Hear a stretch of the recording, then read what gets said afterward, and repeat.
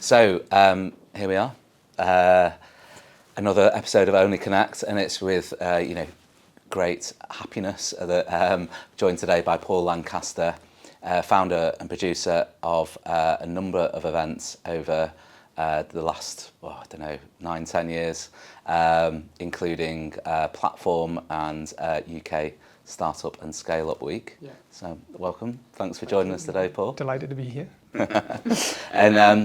And part of a core part of the work that you deliver, running your own business, is around connecting business leaders, business owners, particularly in that pre-startup, pre-scale-up size.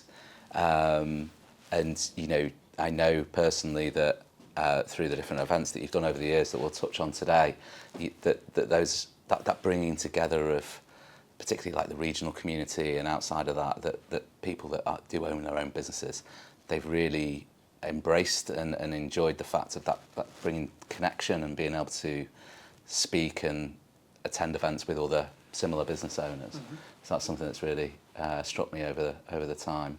So do you want to share a little bit about what you do at the moment, and then we'll sort of take a step back? Yeah, so like you say, I'm probably most known for running a monthly event called Platform, mm-hmm. which is a free event that we run in Newcastle, Sunderland, Middlesbrough, and now Edinburgh as mm-hmm. well. So we typically get between 60 and 80 people every event, mostly established business owners and leaders, and we're saying it's for ambitious business owners and leaders. Mm-hmm. We've had about just under 1,300 different people have been to those events so far since January last year. There's some accountants and lawyers and funders and investors and business intermediaries, but they're mostly business owners and leaders. And what they're coming for is they are coming for connection. They're coming to build their network with other founders and business owners and leaders, but they're coming to be inspired as well and find out what's going on in their local city or the region. They want to find out about funding opportunities, investment opportunities. They want to know how to do sales and marketing and business development better. And and we're getting great feedback from those events. So that's I would say that's the perfect embodiment of who I am and what I'm all about. Is I organise it, I host it, I curate it, I source the speakers, I promote it. And yeah, I just love those events, right? On top of that, we've got the UK Startup and Scaleup Week Festival, which you spoke at and did a great job, great keynote talk on day one, inspiration. And that's a 5-day multi-venue citywide event that covers every stage of starting and growing a business, including funding and investment as well. We did that in Sunderland this year and had 420 people came to that event. And then previously we did 3 events in Newcastle. So it used to be called Newcastle Startup Week, but it was a UK-wide thing. It just so happened to be in Newcastle. But events, like I say, they're just a great way to bring people together. And then the rest of the time, I spend all day, every day, signposting, matchmaking, doing introductions, online, offline, sharing knowledge and insights. And it's all focused on helping people bring ideas to life, start and scale businesses and fulfill their potential. So that's a long answer, but yeah, that's what it is that I do. Brilliant. Well, thank you, because I think that's given a nice informative overview for the audience. Just to take a step back, and how you sort of started on that journey, because it's the last sort of since 2016, I believe that you've started my own business. Yes, yeah. But thinking back before that, you shared that it was around 2009 that you started at Project Northeast, which is an organisation that supports businesses in that sort of early stage. Mm-hmm. Do you want to share a little bit about the work that you did there? Yeah, so Project Northeast, it's one of the original local enterprise agencies in Newcastle in the Northeast, as the name suggests, Project Northeast. And when that was set up, it was like the backdrop of the decline of heavy industry, mass unemployment, and how to maybe educate people or inspire people to consider starting their own business. So that was before my time. That was the origin of PNE. But when I joined, I was there for 7 years. The first few years were focused on working with charities and not-for-profits, organisations and helping them understand tech and digital and marketing and I suppose connection, social media through that. And then I moved into a role called, for a project, it was called Shell Livewire, which is a youth enterprise scheme funded by Shell, the petrol company. And when that first started, again, before my time, oil was really cool and sexy. You're talking about like Dallas and all that. Everybody wanted to work in the oil industry. And that was a way for them to give back. They're drilling for oil in Scotland, in Aberdeen, and to appease the locals, let's like support businesses, right? But then that expanded across the whole of the UK. And P&E, who are based in Newcastle, won the contract to run that nationally. And they kept it ever since. So when I joined, it was primarily an awards program. So it was an annual award, a Young Entrepreneur of the Year award for £10,000 from Shell. But we had a monthly award as well called the Shell Livewire Grand Ideas Awards, which was £1,000 every month for 4 different businesses. But there was also an online discussion forum, a message board, like their own version of a social network, lots of like inquiries into the office where people asking for help and advice, email and stuff, sharing basic content all about starting and growing a business. So my job, I was like right in the thick of that, doing the signposts and matchmaking introductions. And that's when I got the bug. When you're hanging out with business owners and entrepreneurs and you like, it was just building up inside. I was like, one day I want to do this, but like, I'm just loving being in the thick of it and learning and absorbing information. And so that was the origin, I suppose, of getting really into entrepreneurship and small business, which then moved into various other roles after that. Yeah, fantastic. And then around 2012, you moved to Sage. That was the second time I was at Sage. So my first job after university was working in tech support for Sage. So not something I'd ever thought I would do. I mean, I did geography at university. I didn't know what I wanted to do. My dad's an accountant and he said, have you heard of this company? They've got a recruitment fair. Why don't you go along? Anyway, what I liked about that, again, it was fixing problems and helping small business owners. So they would ring up usually when they were at the end of the tether and they'd tried everything themselves and they couldn't figure things out, and then they'd ring us up and we'd fix the problems. And I loved that. I loved that you were helping people grow their business, continue the business and taking problems away. So I did that. That was my first stint. Left that and went, to work for various other organisations after that. But I went back 13 years later to work for Sage as inbound marketing and social media specialist for them, when social media was still quite a newish thing for definitely a company like Sage. And one of the reasons why I think I got that job was because I'd built up a really good network online through social media and through the work I was doing at Shell Livewire. So I was a known and trusted voice in that startup and small business world. So by working with Sage was trying to tap into that audience, and they were struggling to engage with the micro businesses. So having me there was straight away, it was an audience that they could tap into, and my job there was basically very top of the funnel. It was all day, every day, writing blogs, social media, videos, events, networking, just anything and everything to get people aware of Sage and the resources that we were providing, including the software. But it was quite a privileged position, I think, because it was just helping people like all day, every day, which I love doing. Brilliant. It's quite a forward-thinking role, thinking back to 2012. Yeah. Well, it was like, I don't think there was anyone else doing it. No. Yeah. I mean, certainly in the Northeast, I think you probably, although obviously I didn't do any research at the time, but it struck me that you were one of the most connected people through Twitter, like locally. Myself working in marketing, at the time I was, in 2012, director of a digital agency, and so very aware of social media and so forth, but it was still blossoming at that point, certainly not the force that social is today.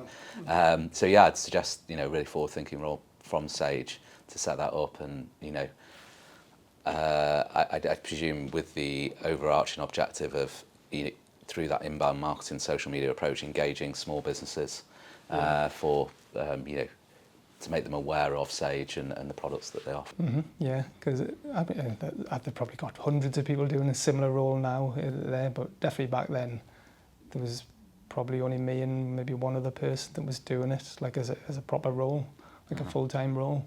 But it was, the team I was in was like a startup within a corporate, which was exciting. That's what appealed, because I'd spent a lot of time hanging out with startups and doing a bit of mentoring and going to events up and down the country.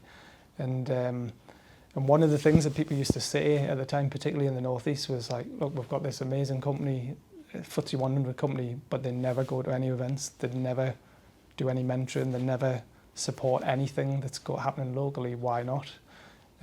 So when I took that role, I had two personal aims. Was like, right, I want to help Sage grow their customer base for this product, which is for startups and micro businesses, but I want to get Sage more involved locally. So I did do that. I got them sponsoring events, mentoring. They used to sponsor Ignite 100 and the Campus North activities that went on here in Newcastle.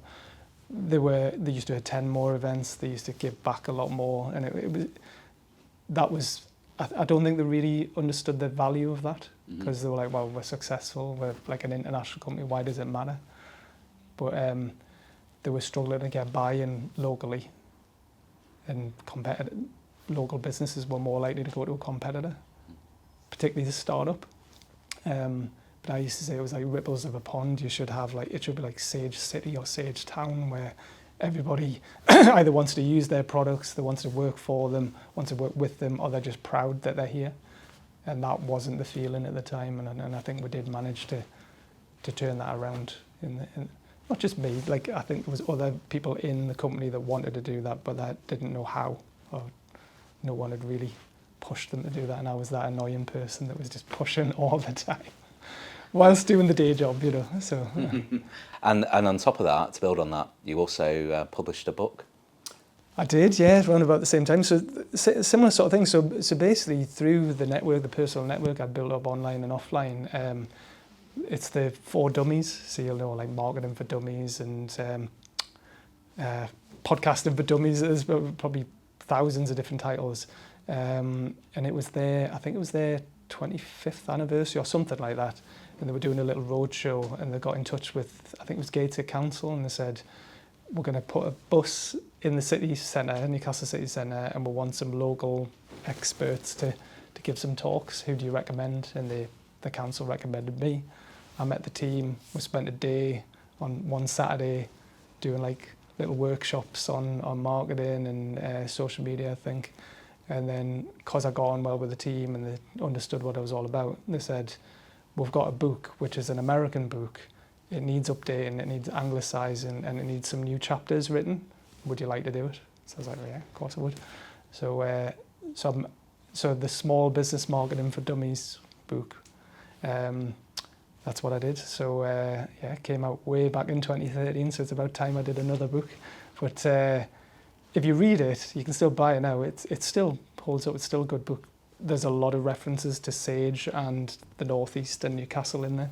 Okay. So it's a bit of a collector's thing, I think. Ah, yeah, there you go. But no, it's like the 4 Dummies books have a strict format that you have to follow, which is, yeah, anyway, I'm proud of that, but I've got it. Yeah, so. Published author, nonetheless.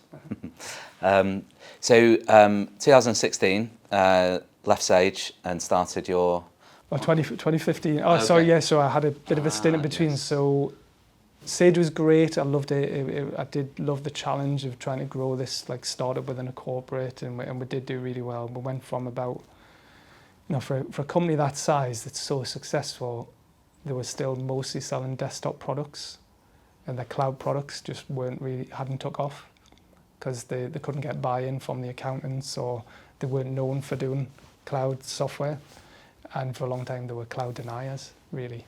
So me and the people I was working with, it was all new customer acquisition. So everything we built up, we went from, I think, 5,000 customers to over 100,000 in about 3 years.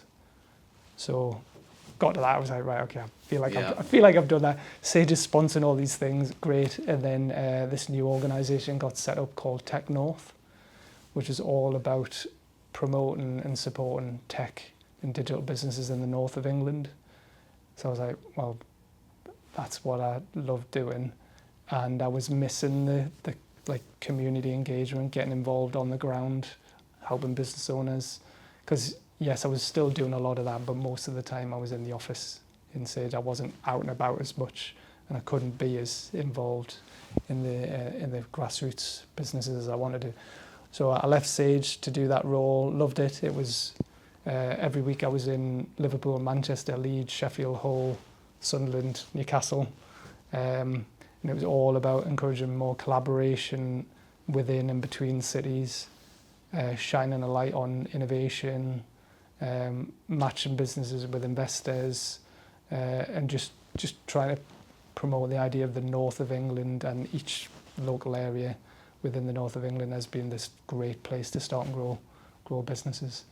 So I loved that role, but the funding got cut, and I thought, well, it's now or never. I'm going to do my own thing. Yeah. And so I started my own business in 2016 to try and do the same sort of thing that I'd done up until that point, but independently. Yeah, fantastic. And that's what I've been doing ever since. Brill. Well, there's a real running theme there from, as we talked about, sort of the Project Northeast from 2009 right through to when you started on your own in 2016 of working with those smaller businesses, aspirational businesses, and helping them, supporting them.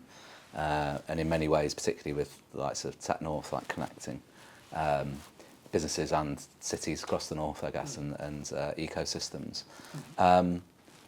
One of the standouts from the earlier years of that entrepreneurial journey when you went out on your own is what was termed then, I believe, Newcastle Startup Week. I want to get my terminology right. So that was a five-day event, wasn't it? One of the things that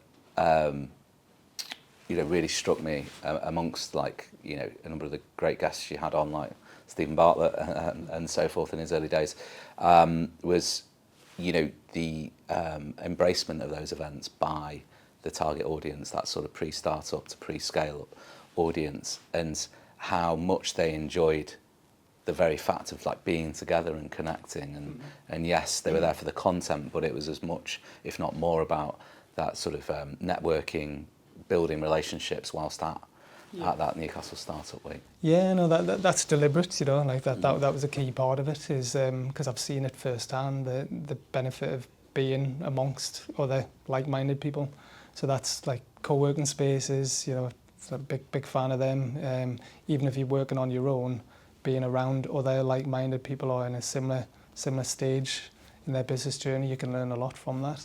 I've definitely benefited from being to lots of events, and I think pretty much every event I've ever been to, I've made some great new connections that have helped me, or I've come away with a new idea and I've been inspired.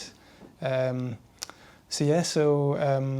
I also think I'm all big thing I'm thinking about, this might be the title of a new book, all about positive triggers, right? Because I think there's a lot of people start businesses when something bad happens, like they might lose a job, they get ill, someone dies, they have a breakup, there's something, or they hate the boss, there's something often negative that's the trigger to start a business. But I think if you're at a weak point or a weaker point then, and it's starting a business is hard anyway, but if you're at a weak point, it's even harder. But I'm trying to put people in a positive state where they're when they're inspired, they're motivated, they're G'd up, they're excited. There's people around them going, well, it's possible, because look at all these people around me who are doing it or want to do it. It's much easier to then get started than if you're working in isolation and you're on your own and none of your friends or none of your family do it and you don't know where to go. So it's putting them in that positive state through the events, but also all the best help and advice is all there on a plate. So make it easy for them. Because most people don't know where to go for the best help and advice, but through the events it's there. It's all there. Make it easy for them. Yeah, that the sort of positive mindset and that confidence almost to have belief in oneself if you want to go down that route and start your own business, that I'd agree. I suppose it's factually correct, but also observationally, often it is that someone's been made redundant, or they choose to leave their job, and it's often not. It's almost like a forced decision. But so often you see retrospectively, like after a year or two, people going, "God, I should have done this earlier. Best decision I ever made." It's not for everyone, but I suppose the difference between someone proactively taking that step is often having the confidence in themselves, and that sort of mindset and belief that they can do it, and they can do it successfully. And a big part, you mentioned big names like Stephen Bartlett, and we've just had yourself and Sarah Davies and Daniel Priestley at the latest one. But I think it's really important to have local business owners and leaders speaking at these events as well, because then it feels more achievable. I've been to loads of events over the years when they fly in someone like Richard Branson and he tells you, "Oh, screw it, let's do it." And yeah, but you're Richard Branson and I'm not. I'm like from Crowcrook or Wrighton, or do you know what I mean? Mm. But if it's someone on stage or talking about what they're doing, and you're like, "All right, I know where you grew up. You're from just around the corner, and I can relate better, and you're just like me. You're just a bit further on." I think again that's important. That people are more likely to make the step if there's people like them who are talking to them. Yeah. But and again, there's a lot of people soak up American-based business advice, but I think it's important to listen to your local business owners and leaders as well, which is why my events are a big part of that as well. Fantastic. I just want to go back to a point that you made a few moments ago about co-working and your views on that. I took from that, and I think it's really, really valuable advice around one of the challenges in business, but particularly for business leaders, is the feeling of being alone often. Mm-hmm. And we, this month, are launching our social purpose strategy. We've been through a really robust 3-stage process with my wife Hannah, who sort of specialises in that area, a workshop-based process to identify what was most valuable for the team. Mm-hmm. And loneliness is the issue or the cause that we're looking to address. That's the sort of North Star that we're working towards. And actually the data, the initial research we've done shows that 16 to 25-year-olds is the loneliest age group in the UK, not the elderly as many may expect. I'm sure there's many reasons as we dig into the research for that, but I don't think you can underplay the potential feeling that you are looking to go out on your own, and perhaps you don't have a close network around you, or whatever your personal circumstances are, you're not consistently around other individuals. Mm-hmm. Having a plan around, negating the risk of feeling lonely, the converse of that, feeling connected, and being around like-minded people who can, even verbally or whatever, just be there and provide an outlet and a connection outlet. Mm-hmm. Best case being, they can be a positive support network for you. I think that's very, very important, because on your entrepreneurial journey, you hope to have more good days than bad ones, but you do have ups and downs, and I think just being around people and negating that risk of feeling lonely. I mean, it's different for someone like myself, because I'm married, I have 3 young children. Constantly, mornings are exceptionally busy, involved in other things outside of work as well. So, and I've also, being the stage of my career that I am at, I do have a network and a close network of people, which is really beneficial for me. I think looking at younger people potentially starting out, maybe post-university or in the mid-20s, perhaps don't have that set up. So I would very much advise that placing importance on that is an important consideration. Totally agree. I mean, I am biased, but like the events, the platform events, it's a ready-made network for people to tap into. So if they don't know many people, or they're feeling a bit isolated, they can come along. They will be warmly welcomed by me and the other people in the room. If I see someone on their own, I always go over and I'll talk to them and I'll bring them into a conversation, and I've got other people who are really good at that as well. If you're not comfortable networking, you can just sit there and you can just listen and soak it up and learn. But yeah, that's like I say every month, it's pretty much every week now. There's Newcastle, Sunderland, Middlesbrough and Edinburgh once a quarter. Because there's other events as well where you just go in and it is just networking, and that can be quite intimidating if you don't know someone, to walk in a room where people probably already know each other and they're chatting away, and to break into those conversations can be difficult. But definitely co-working spaces, I don't actually work from co-working spaces anymore, but I have been a big fan of them in the past, and I've really benefited from being in those spaces where I might just be working on my own, but I just like the buzz and the hubbub that's going on around me. And then you go to the kitchen, you just a water cooler moment, or just a coffee at the coffee machine, you can have a chat with someone and you say, oh, do you know anyone that does this? And they'll give you a name or a connection. I would encourage people to spend time in spaces where there's other people, even if you're not talking to them, just like spend some time in those spaces, and you will soak up a lot of energy, and you'll be motivated and inspired if you're around other people who are starting businesses, growing businesses. And most people in those situations are kind and generous with their knowledge and their networks as well. Fantastic.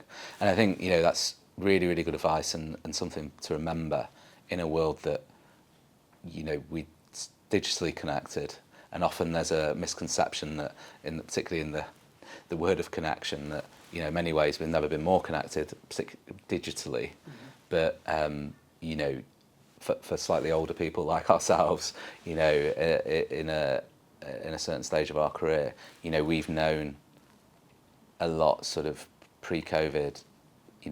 The way that we grew up was without the internet and mobile phones and so forth. Not to sound too old, but it's different for young people now because they've grown up in a different world. When we think about digital connection and technology and social media and all those different aspects, so I see globally as well, particularly in areas like US, people being like, well, I don't want to travel into the office, I'm quite happy working from home. And obviously, each their own opinion and value those, but it does make me think, if you're just starting out in your career, you're missing out on so much around, that interaction, that learning from your peers, particularly more experienced peers. Well, as you know, just after the lockdown, I spent a couple of years working in recruitment, in tech recruitment, and not something I thought I'd ever do, but I did actually benefit from that. I did enjoy being part of a team again and learning new things, and I continue to help businesses grow, but in a different way. And obviously there's connection there, connecting businesses with candidates, so that there is a theme. In my head, it made sense that I was still leveraging my network and my influence and connecting people that way. But you do find that senior, experienced people don't want to be in the office as much because they don't want to be distracted. They just want to crack on and do the work. But I would say that's a little bit selfish of them, because the younger, more junior people really benefit from having them around to watch and learn how they do things, and you pick up good habits and you learn how to do things more effectively if you've got more experienced people around you. And even in that experience in recruitment, I was a very experienced person who'd done a lot of great things, but I was very new to recruitment. And my manager was amazing, fantastic recruitment consultant.